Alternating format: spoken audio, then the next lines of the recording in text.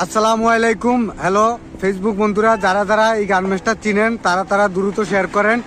এই গার্মেন্টসে যাদের আত্মীয় স্বজন আছে তারা দ্রুত খোঁজ নেন যে আপনাদের আত্মীয় স্বজন এখানে আছে কিনা, সবাই হেফাজতে আছে কিনা। একটু দয়া করে সবাই দেখেন আপনাদের আত্মীয় স্বজন আছে কিনা, কেউ আটকা পড়ছে কিনা। এখনো জানা যায় না। ফায়ার সার্ভিস অনেক চেষ্টা করতেছে কিন্তু কোনোভাবেই কাজ হচ্ছে না। আগুন নিভানো যাচ্ছে না, আগুন বাড়তেছে, শুধু বাড়তেছে। দেখেন আগুনের কি ভয়াবহ অবস্থা।